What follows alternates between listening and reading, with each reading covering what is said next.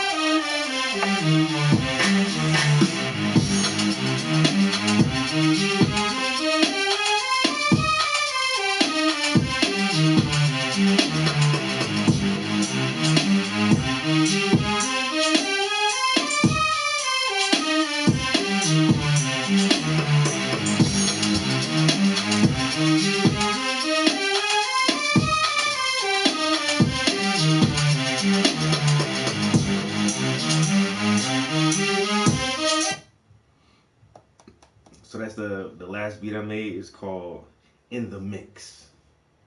So right now I have created 39 different beats so far, yo. Yo, Mike, good morning, bro. So I've made 39 different beats using GarageBand. How do I flip this? Somebody want to pick a beat, any beat.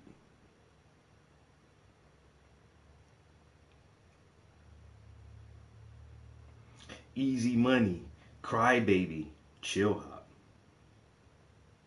It's Real. That's one of the last ones I did. That one's pretty good. In the Mix is what we were just listening to. Slowpoke, Shots, Shining Star. The original. The original is the first beat I made without using any samples or riffs or loops or anything. That's just me and the drum pad. You can see it looks different because everything on here is green. Like most of these have like blue loops on it, but that one's all green. I think Ace, I made this one from scratch. Oh, Poor Connection. First was good. We are actually live on YouTube as well. So if you guys want to hang out for a little while and sit back and chill and chat about some motivational, inspirational topics and stuff, you're more than welcome to join us on YouTube. My YouTube channel is just my government name, Travis Prince. You can type that into YouTube. Hopefully I'll be like the first one to pop up. Matter of fact, somebody try it real quick. One of you guys try it. If you go to YouTube and just type my name and see like where am I at on the list? Is there like 3 other Travis Princes before me, or 5 or 6 or however many, or does it take you to Travis Scott or Travis Barker or Travis Tritt? Like what Travis Prince pops up first on YouTube? And then the name of my channel is Art and Education. So yeah, you guys can find us live right now. The homies in here chilling. We got Bronx Sushi. We got Jay Boozy.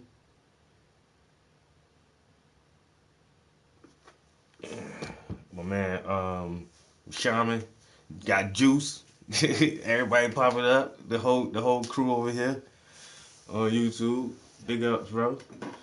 Now we need Shaman, D1, and motherfucking Puff. That's the whole squad right there. But back to some of these original beats here. This one right here is called Bronx Sushi Rhapsody. Inspired by the homie Bronx Sushi.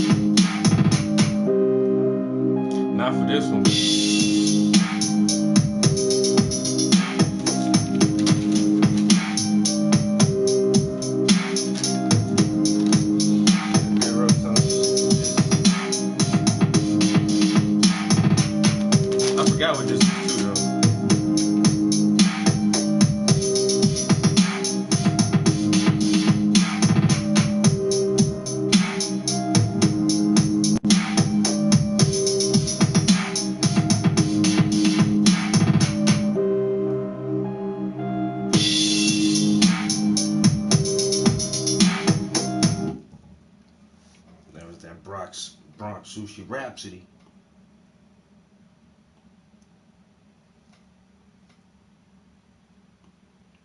I was writing some shit to Slowpoke, something about I'm gonna have to grab my little pad. I say when the war comes for you, what you gonna do? Where you gonna sleep? Where you gonna buy your food? Who you gonna kill? Tell me who you gonna shoot to protect your family when they trying to loot. When the troops come with boots and aiming at you, and they try to beat you down till you black and blue, but you built like a brick so you hard to bruise. When your life on the line and ain't hard to choose, it ain't hardly new. Commentary on the news only partly true, cause they all liars and they all biased. And they tell us trust the science, but I can't buy it. Now I'm stuck with conspiracy theorists and climate deniers. Or some shit like that. I might have to put it to a different beat, man. I can't rap that shit to that beat that I want to put it on, yo. It kind of goes, but then it kind of don't go.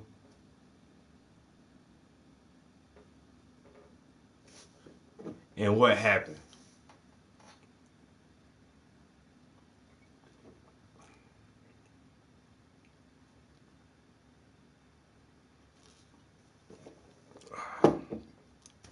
Yo, come join us on North Philly Kid. That's the artist. I know you. That's the art man. Masterpiece of art. Oh, all these art dudes jumping in the stream was good, bro. Anybody want to come in and have some conversations about art? Tag me. I'll put you in, man. North Philly Kid is the artist. I'm in the studio right now. First of all, we live. Followed by Prince the singer. Yeah, get the fuck out of here. I'm on top over Prince the singer. But I figured like if you type my name into YouTube, that shit should pop up. Working on this right here. Not gonna lie. The red fabric has been kicking my ass a little bit. Been having to slow roll it. We got some permanent rolls, some alizarin, some naphthol, some I forget what that is. Damn. What color that is? Oh, that's cadmium red. Then we got some purple and some white. But yeah, hop on YouTube, bro. YouTube better, man, cause the camera bigger. You can see like more of the studio from YouTube. And I save all my YouTube videos, man. I literally have as many YouTube videos as followers. Subscribers. I got like over 1,000 videos because I do this shit all the time. But if you notice, I'll never save my most of my Instagram live streams just because it's a different experience. If y'all want to see this shit on Instagram, y'all just gotta be here while it's live and catch it. If you don't see that shit live on Instagram, don't think you're gonna go back and see like a whole list of fucking live streams I did on Instagram. I just don't keep them shits up there.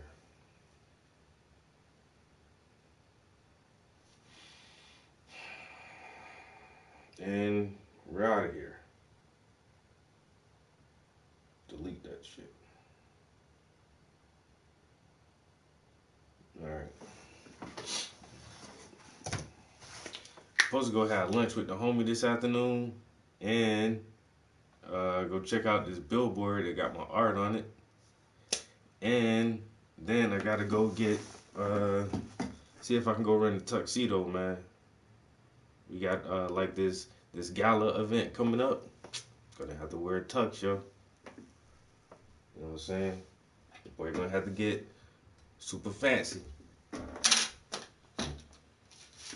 But it should be dope. It's gonna be a dope ass fundraiser.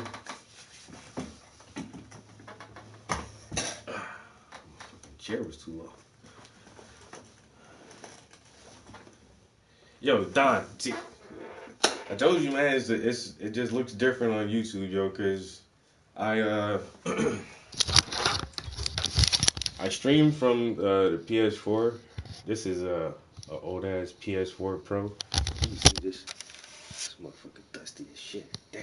But this is all I use this shit for, bro. I just stream with this shit because it's not bad. And it's weird, like I got the PS5 and it doesn't have this setup anymore. They took that shit off the new platform. You just can't like live stream like this on the new hardware. So it's weird. But a lot of people turn like the PlayStation platform is some ratchet ass shit, yo. And like Sony was like, we can't have all y'all degenerates fucking up our shit. So I get it. I get it. And then like having the license agreement with YouTube, it was like a bunch of weird shit. But anyway, most motherfuckers stream. If they use a console to stream, they streaming on Twitch and doing video games. But I'm still like one of the last people I know that use the PlayStation to do a YouTube live stream because the PlayStation camera and the microphone, they're not that bad. They're not, and this shit is like standard equipment that came with the fucking console. So it's like I just like to do it this way, yo. And you know what I'm saying? If this is your cup of tea, art and education, some painting, some corny ass freestyles, some jokes, hanging out with the fellas, like this isn't a bad setup. It's easy as shit. I know how to use it. I don't have to have an extra computer and a microphone and this kind of camera and all that extra shit, bro. So that's what I tell people. Like I will go live with the phone on Facebook and Instagram, holding that shit and the camera just like it's weird, you know. Come to YouTube. It'd be better in YouTube, man.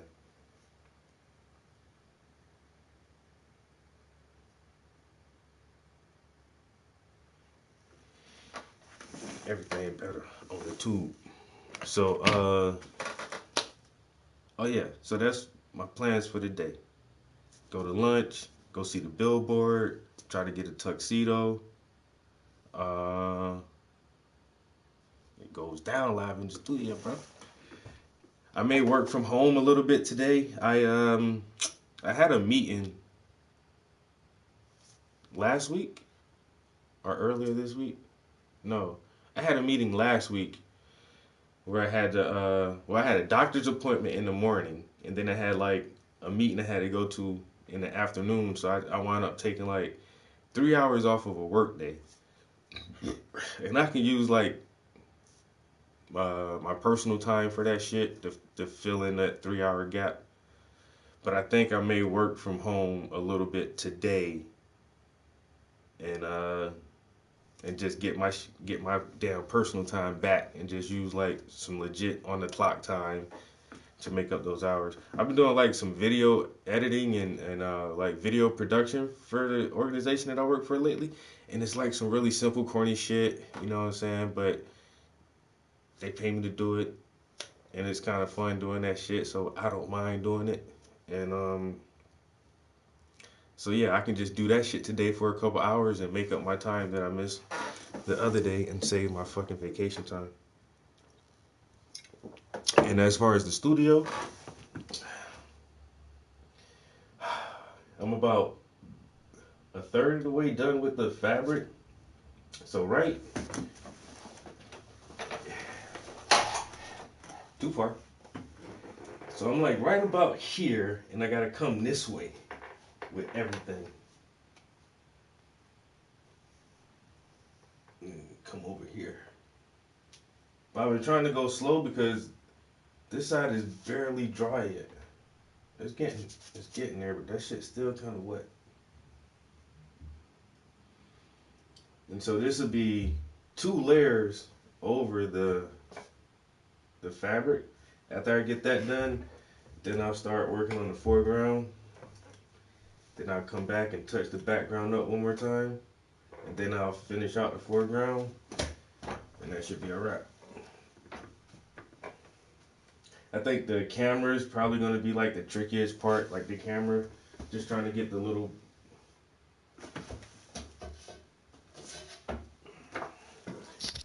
trying to get all the details on that fucking camera. And that main part is gonna be this, the little twisty thing where you grip. Why am I showing you the fucking picture? Here. This part is gonna be hard to paint, like all these little fucking grooves and lines on there. Then it got the shininess of the buttons. So, but everything else, this is like the fabric is probably the hardest thing. That's why I'm trying to knock that shit out first. If I can just get that fabric done, and then that camera will be the next hardest thing, and then everything else is basically flat without a lot of texture to it. So it'll fly through after I get past those two things. That shit gonna be done in no time.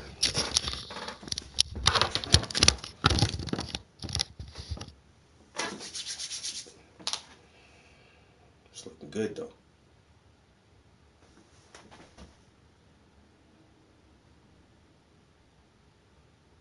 I'm liking that shit. I ain't gonna say I'm a genius, but you know, I do be coming up with some hot shit.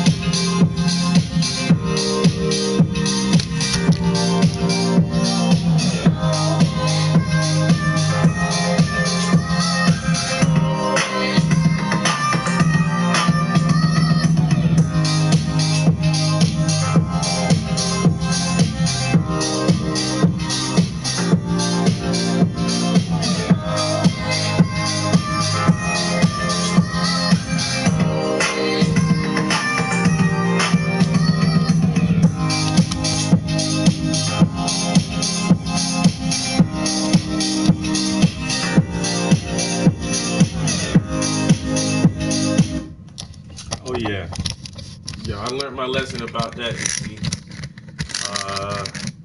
and the gang already know the story, yo. Like a museum, our state, the State Museum of Pennsylvania was gonna buy one of my paintings, yo, for $8,000. And then they started asking questions, and I was honest. I was like, "There's like so." Where did you photograph the da da da da da? And I was like, no, I was like, my homies took the picture, and I asked them if I can use their picture as a reference. And he was like, you didn't take the photo? I'm like, nah. And I wasn't thinking anything about it. And then they, like a couple days later, it was like, yo, we can't buy this shit from you. It's like, that's not really your shit, yo.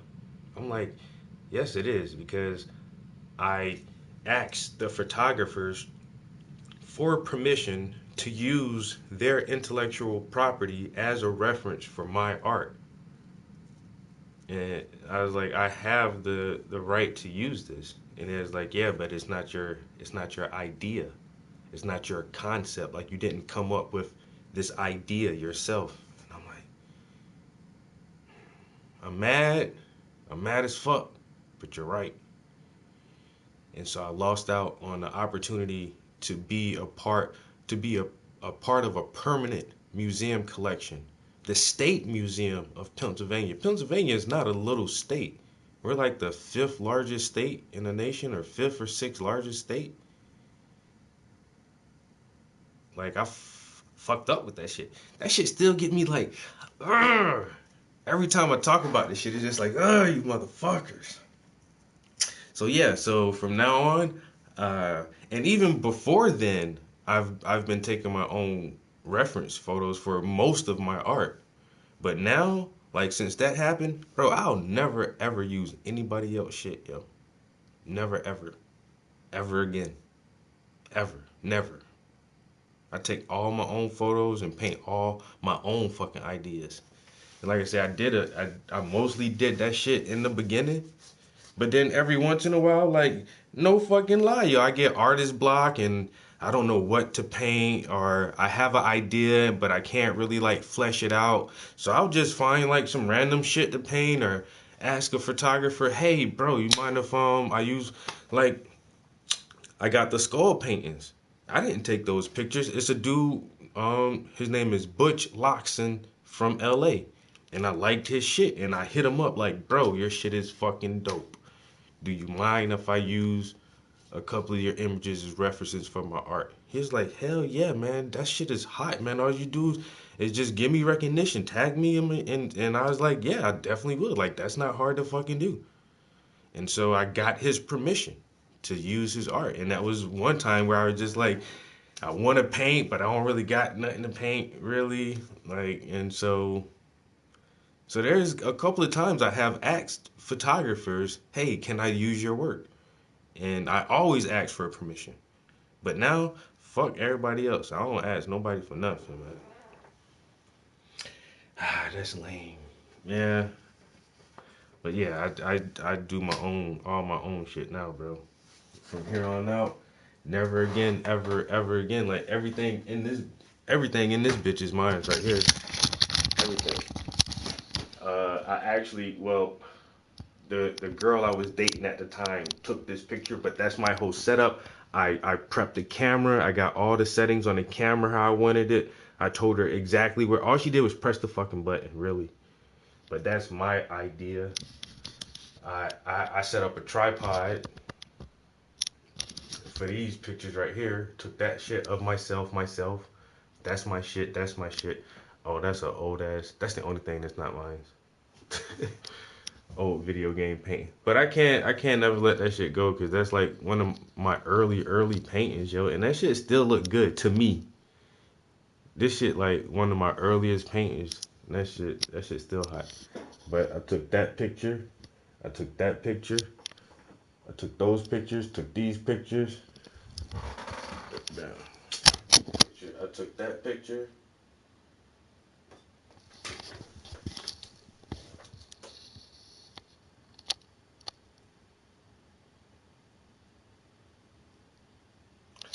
And that's what I'm gonna do, man. Like I'm gonna submit to the contest again. Because first of all, you have to actually get into the show.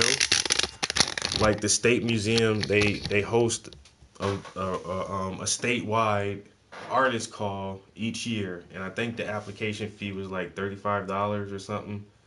But you pay your little fee and you submit your art, and then you may get into the show, or you may not. But it was my first time trying to get in there, and I got in the first time I submitted art, and that's the highest prize. Like so, each year they have a show. I think they get like 3-4 thousand submissions, but only I think it's 100 artists or something like that. Like it's not a lot of people get in. Out of thousands of people, there's only like 100 or so who actually make it in each year.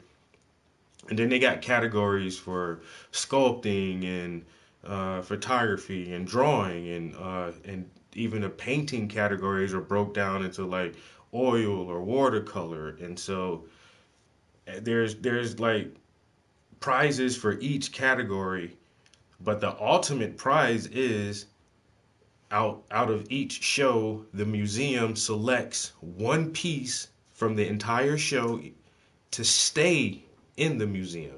Like this piece is so good, we want it to be a part of our permanent collection. We want to have it and keep it here, and cycle it throughout the years amongst their normal art that they collect. And that's the fucking shit that I won. So I got in on the first try, and I won the top prize on the first try. And then they denied me because I didn't photograph the image. It wasn't my original idea. Son of a bitch. You son of a bitch. You got me. You got me. I should have, and then I just think now, like, I should have just fucking lied, bro. I should have just lied, man. Like, damn. Out of all the times to be honest and just, they hit me with the phone call. I was just like so excited. I was just talking like, oh yeah, I know this great artist couple out of Atlanta.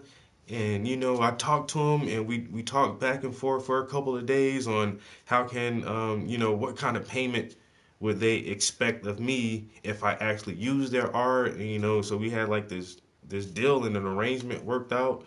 And they was like, whoa, whoa, whoa, what? A different photographer? I was like, yeah, and just like, nah, nigga. Damn, I should have kept my mouth closed. Or I should have just lied about that shit.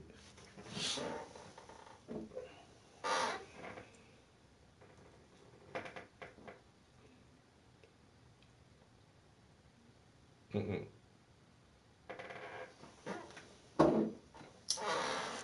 Maybe it could be a possibility of some shit like that, and that's how museums do that shit. You know what I'm saying? That's how those Basquiat paintings are still floating around, and everybody else paintings that are floating around. They've been a part of museum collections. The museums sell them, and then the price goes up and up and up, and the artist never sees like any of those millions.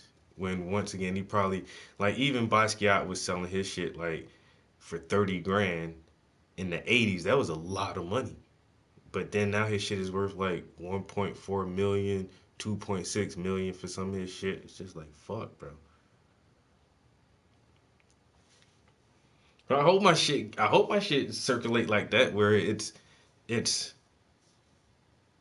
highly valued enough for people to want to pay that much to just have it in their presence. That shit is crazy. Like, just to have, just to say I got this shit, yo. Paid 2 million for this shit. And now I can sit back and look at this Travis Prince painting all day. You know? That shit crazy.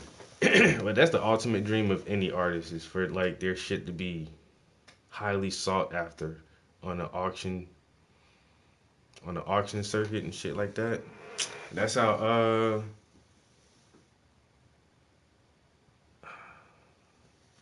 the one black artist, damn, Carrie Marshall. Like, I was completely unaware of Carrie Marshall until Puff Daddy bought one of his paintings for 2.2, no, $22 million.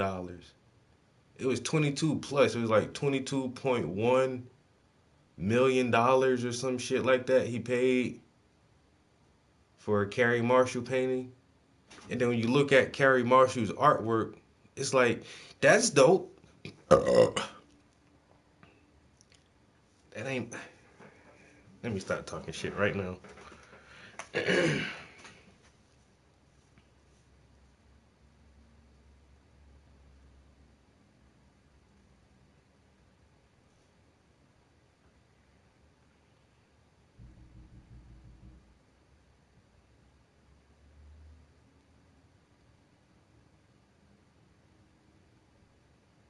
I can't remember which one.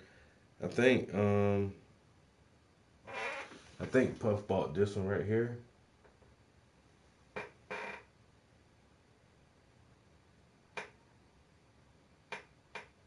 And this shit is hot. But it's like, damn. If that can sell for 22 million, I know one day, man, my shit gonna sell for some millions, man. Come on, man. Word, bro. Damn.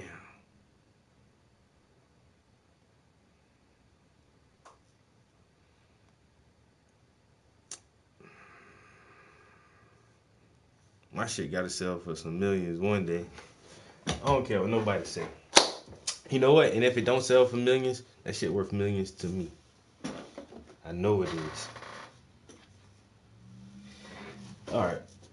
let me put these brushes on the canvas with me, and I might have to jack this thing up. Because now that I think about it, I'd probably be a little bit further along in this thing than I thought I was. Because I kind of remember working in this area yesterday. I don't know. Let's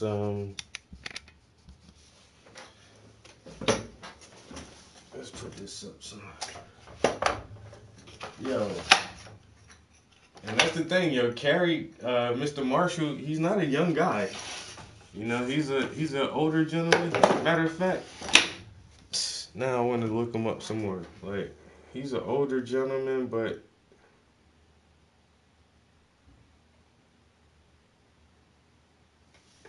he went to art school and all that shit, yo.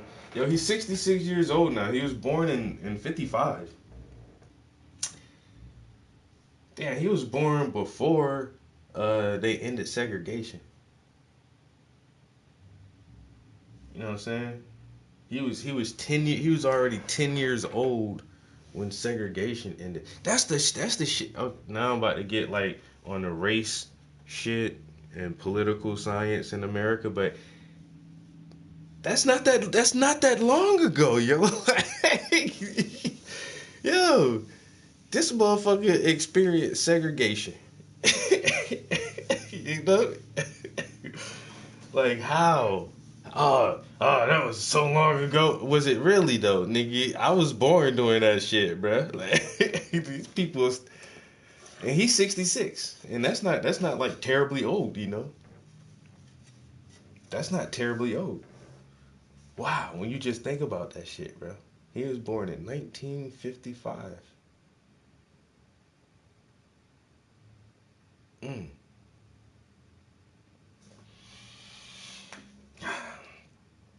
But like I say, Saweetie is an American artist and professional known for his paintings of black figures. He previously taught painting at the School of Art and Design at the University of Illinois at Chicago. In 2017, Marshall was included on the annual top 100 list of most influential people in the world from Birmingham, Alabama. Contemporary art. His spouse name is Cheryl Lynn Bruce. I guess she chose not to take his last name. What made Marshall famous? Marshall is best known for his richly worked large acrylic paintings on unstretched canvas that investigate many aspects of modern African American vernacular experience.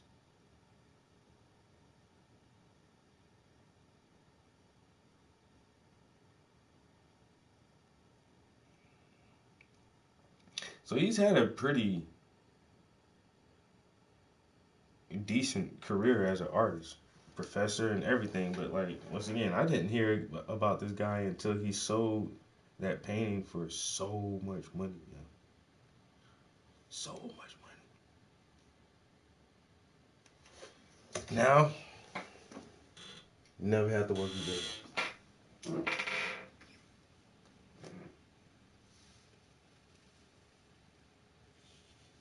Mm, that's how I want to be, bro.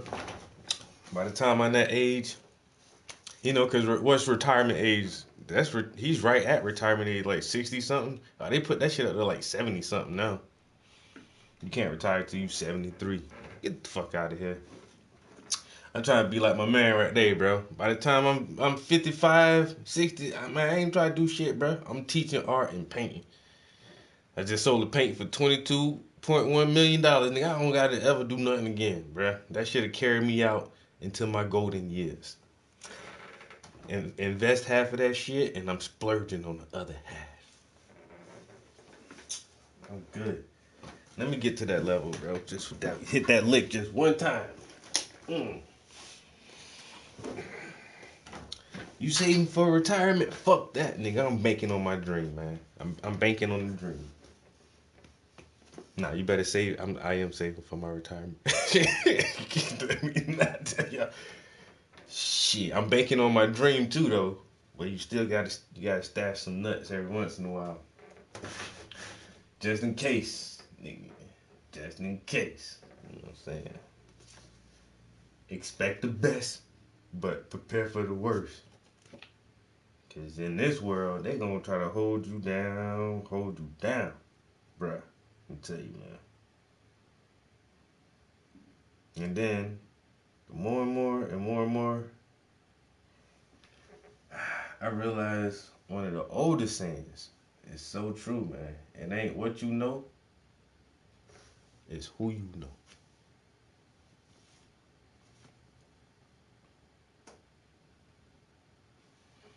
It ain't what you know, bro. Cause there are a million other people who know the same thing you know and can do the same thing you can do. But they know somebody different and you don't. It's the only thing. I need to know more people. I need to know more of the right people.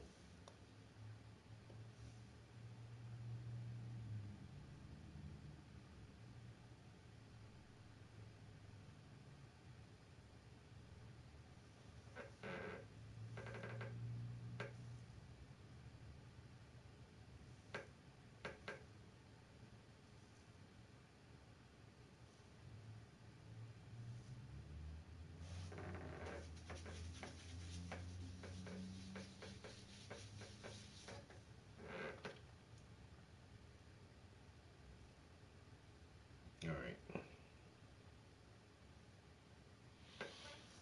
Brownsville.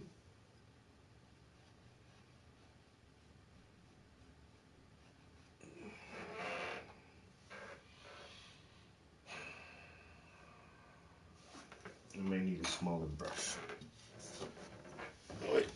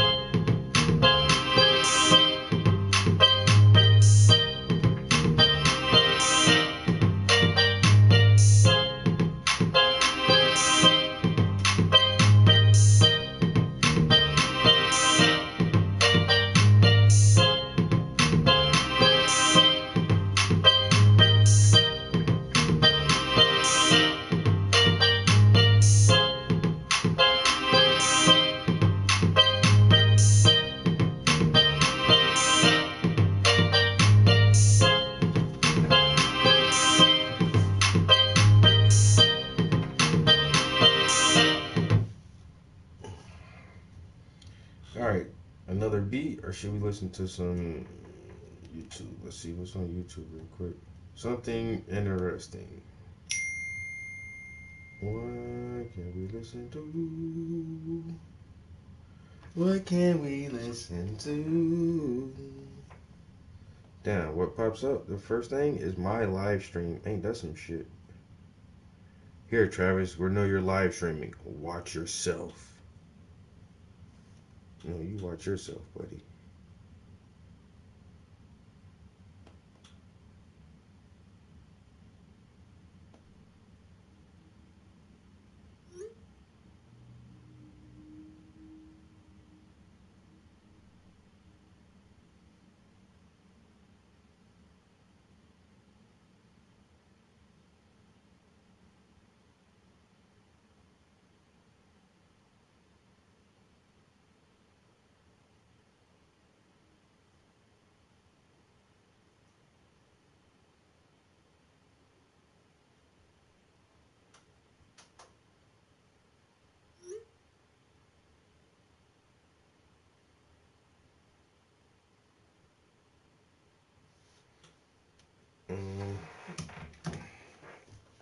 Had to text somebody back.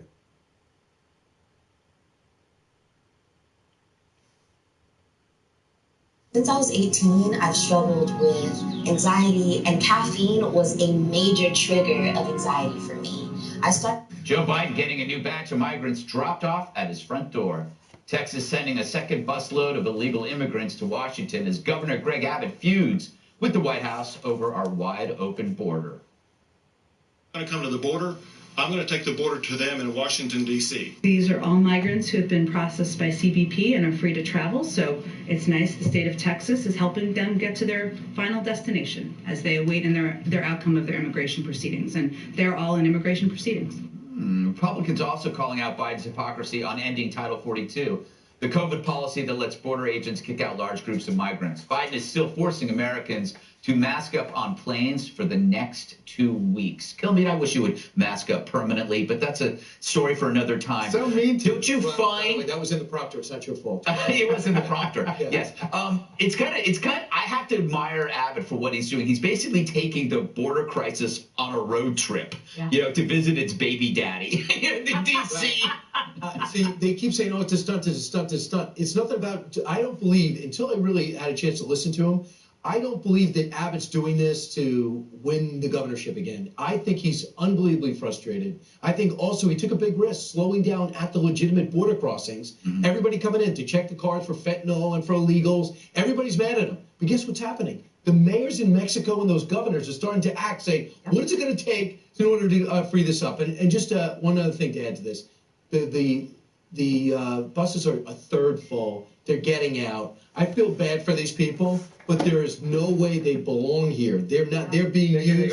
It is so. In 2 days. But there's a way for them to get jobs in 2 days through a work visa. Not this way. And Joe Biden doesn't have a bad policy. He has no policy. And all these Democrats like Kelly, Outside Cinema, and these other Democrats that now are coming out against wanting the border, like Maggie Hassan. I don't believe a word of it. Beto O'Rourke, Mr. Take Down the Wall. Are you kidding?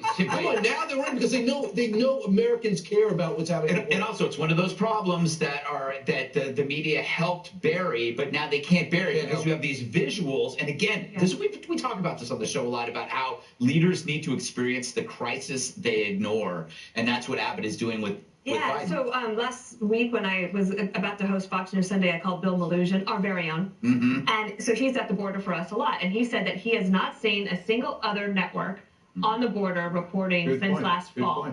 So now, because this is getting brought up at the White House briefing and you have these kind of images, it is everywhere. Mm-hmm. And I don't think it's working out the way that they think it is. Like, they're calling it a political stunt, but that's what politics is. The question is the stunt effective? And for two reasons, I think it is. One, people that all live and work in Washington, D.C. are like, well, we didn't want them coming here. Right. And then the second thing is that you have all these vulnerable Democrats, you mentioned a couple of them, coming out and saying, no, we can't have this. We absolutely can't have this.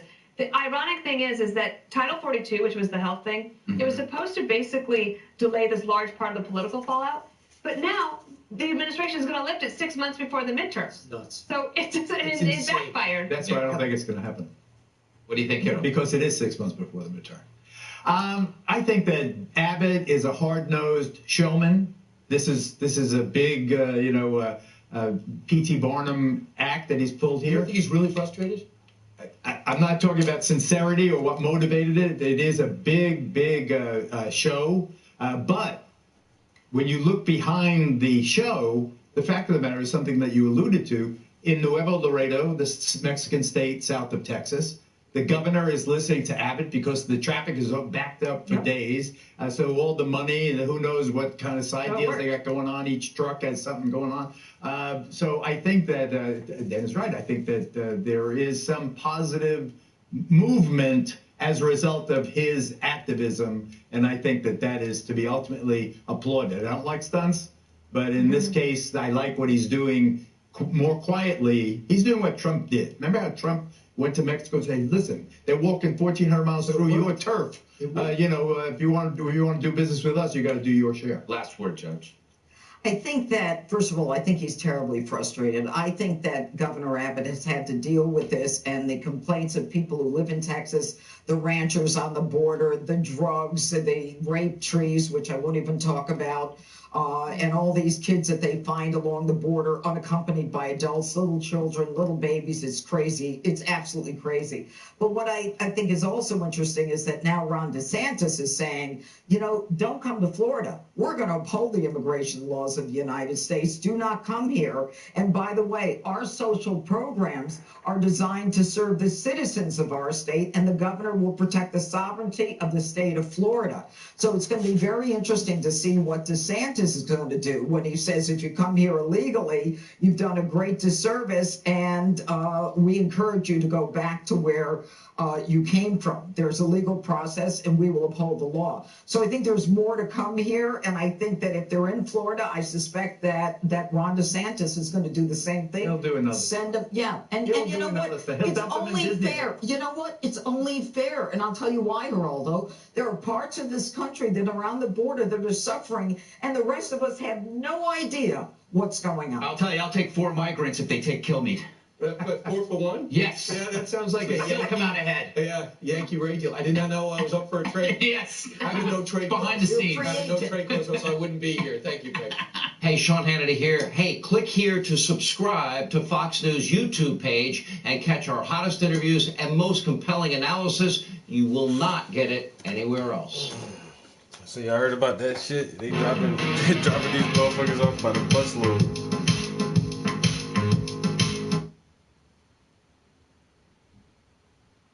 Drop them off by the busload.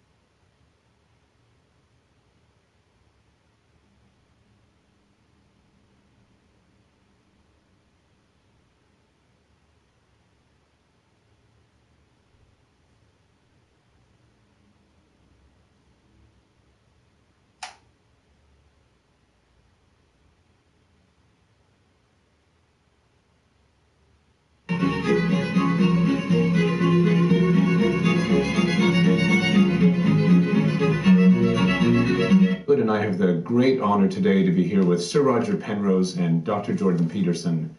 Let's get right down to it. Jordan, I know you have questions you're keen to pose to Sir Roger.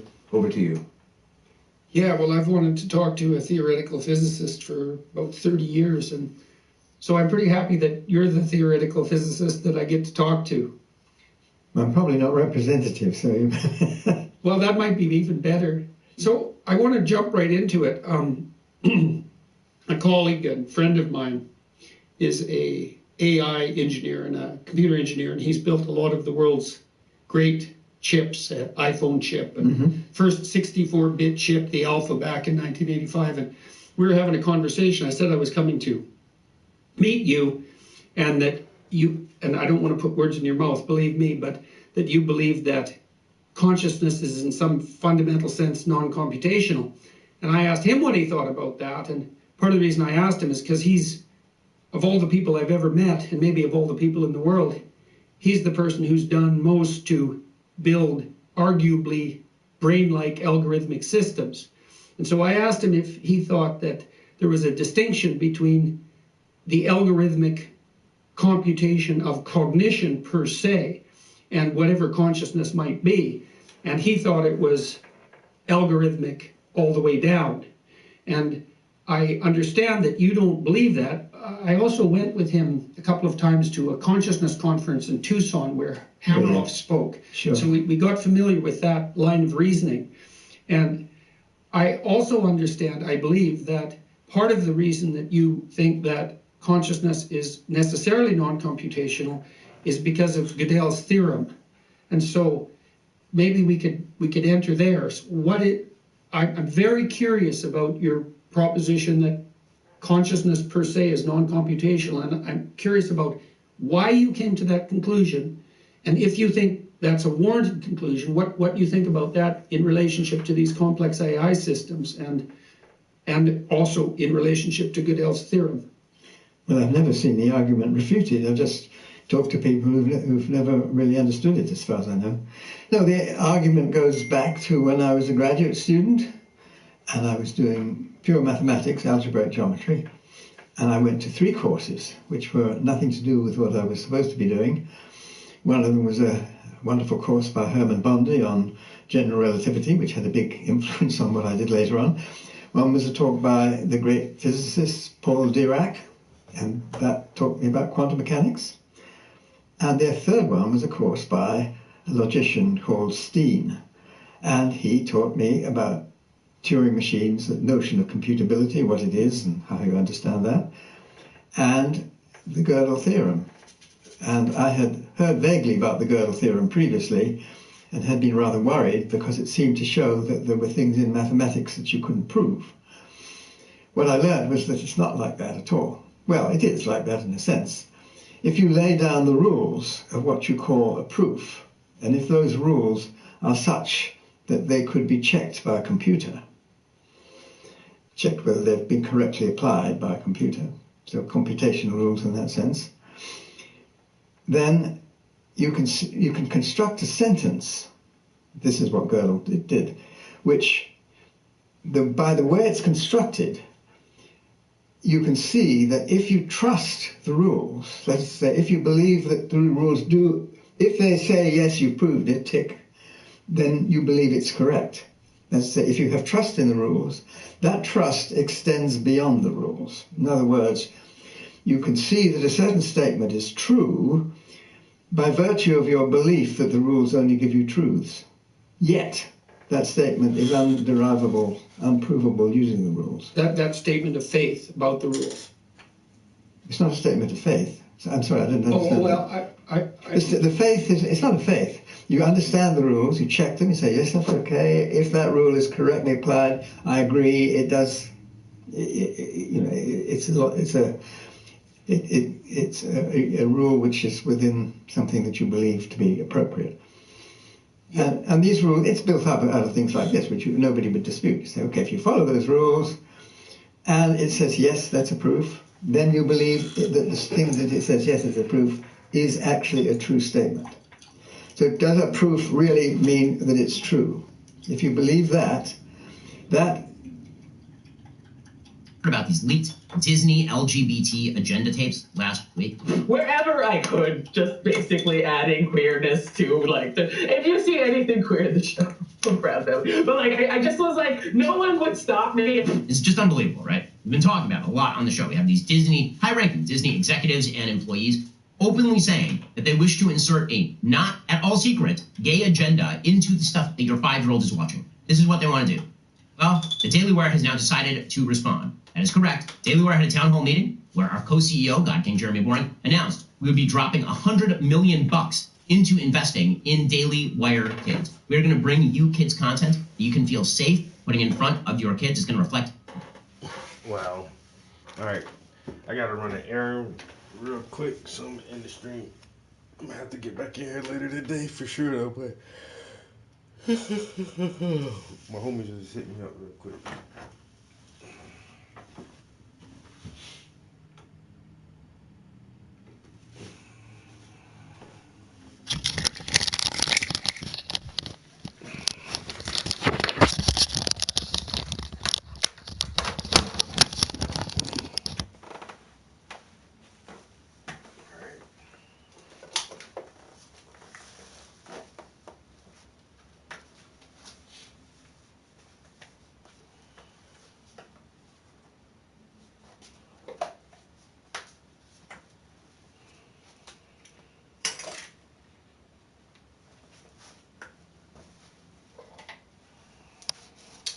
I got paint all on the pencil.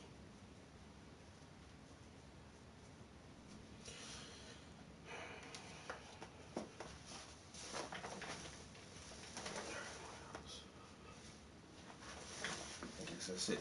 Yo, appreciate you chilling with me in the studio for a little while. Working on this motherfucking masterpiece. Get y'all next time, y'all. Peace.